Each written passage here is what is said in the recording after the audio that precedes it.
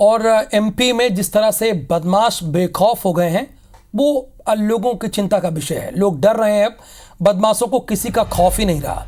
Colony में 6 से ज़्यादा बदमाश घुस गए, हथियारबंद बदमाश लूटपाट के इरादे से रिटायर्ड अधिकारी के घर ये दाखिल हुए। आपको तस्वीरें भी दिखा रहे हैं। बुजुर्ग के साहस और सूझबूझ से ये घटना बदली। और हमारे 2 संवाददाता इस वक्त जुड़े हुए हैं। नासिर गौरी ग्वालियर से जुड़े हैं और दुष्यंत पारासर हमारे साथ भोपाल से जुड़े हैं। तो दुष्यंत, सबसे पहला प्रश्न मेरा आपसे ही है, भोपाल में बैक टू बैक कई इस तरह की वारदात सामने आ रही है, तो ये अचानक से यहाँ पर क्राइम इतना बढ़ क्यों गया है? क्या पुलिसिंग नहीं हो रही, यहाँ पुलिस की पकड़ ढीली हो गई है? वजह क्या सामने आ रही है?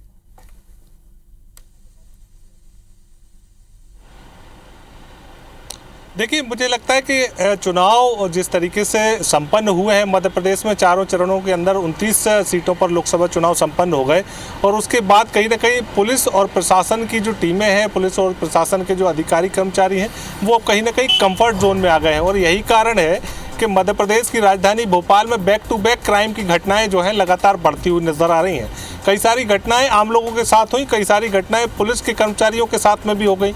पुलिस के कर्मचारी जो हैं उनको भी मारपीट का शिकार होना पड़ा। ऐसे में अब जो जिस तरीके से एक नया मामला निकलकर सामने आया, जब पुलिस के पास जो एक बुजुर्ग दंपत्ति पहुंचते हैं, एक मामला दर्ज कराते हैं कि उनके घर में आधा दर्जन से ज़्यादा हथियारबंद बदमाश आखिरी रात में घुस गए, लेकिन उसके खिलाफ में आवेदन तो ले लिया जाता है पुलिस की ओर से, लेकिन मामला दर्ज नहीं किया जाता।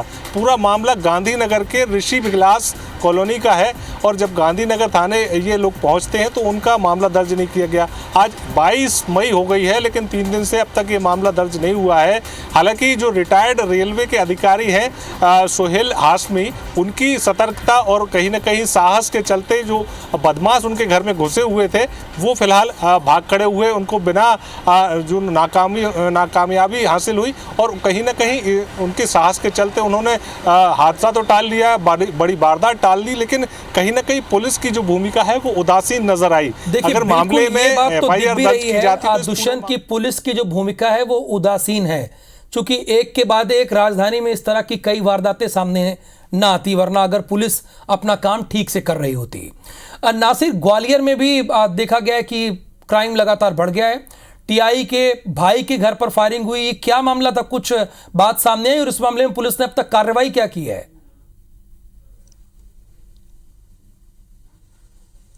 देखिए, अभी जो मामला सामने आया है, मुरैना में पदस्थ है रामबाबू यादव, उनके बड़े भाई है राम अवतार यादव। उनका पड़ोस में आनंद यादव जो व्यक्ति है उससे विवाद हुआ था। विवाद के बाद उसने उनको जान से मारने की नियत से उनके घर पर फायरिंग करी और देसी कट्टे से ये फायरिंग करी, लेकिन उसका निशाना चूक गया। लेकिन जिस तरह से फिर उसको लोगों ने पकड़ लिया, लेकिन अब पुलिस ने उसको गिरफ्तार कर लिया है। लेकिन सवाल इस बात का है कि ग्वालियर शहर में लगातार इस तरह की घटनाओं में इजाफा बहुत ज्यादा तेजी से हो रहा है। हालांकि जो लाइसेंसी जो हथियार है वो थाने में जमा है, लेकिन जो अवैध हथियार है उससे लगातार हम देख रहे हैं कि फायरिंग की घटनाएं हो रही हैं, तो कहीं लूटपाट की घटनाएं हो रही है। इस तरह की घटनाएं सामने आ रही है। लेकिन इस बीच में सबसे बड़ा सवालिया निशान पुलिस और प्रशासन पर लग रहा है कि वाकई में जिस तरह के दावे कर रही है पुलिस की क्राइम कंट्रोल है, लेकिन ऐसा दिखाई नहीं देता। ऐसा कोई दिन नहीं जाता जिस दिन लूट की वारदात नहीं हो, किडनैपिंग की लूट की वारदात नहीं हो, इसके साथ ही और भी घटनाक्रम है जो क्राइम से रिलेटेड है वो ना हो। लेकिन उसके बावजूद भी जो क्राइम पे जितना अंकुश लगाना चाहिए, प्रभावी अंकुश, वो शायद दिखाई नहीं दे रहा, जिसके कारण जो बदमाशों के जो हौसले हैं वो बुलंद है। आप समझ सकते हैं कि जब थाना प्रभारी जो उसके भाई के ऊपर गोली चलाई जा रही है तो मामला कितना संगीन हो जाता है। लेकिन हालांकि ये जो विवाद था, विवाद के चलते इस तरह का कदम उठाया गया था। लेकिन फिलहाल पुलिस ने आरोपी को तो गिरफ्तार कर लिया, लेकिन इस बीच में सवाल यही है कि वाकई में पुलिस की इतनी ढीला रवैया है कि आप कोई भी उस पर आमादा हो जा रहा है, उनके परिवार की, फैमिली के लोगों पर हमले करने पर आमादा हो जा रहा है। शुक्रिया नासिर इस पूरी जानकारी के लिए, और दुष्यंत पारासर आपका भी बहुत बहुत शुक्रिया। तो जिस तरह से मध्य प्रदेश की राजधानी भोपाल में लगातार बैक टू बैक अपराध की खबरें आ रही हैं, वो चिंता की बात है।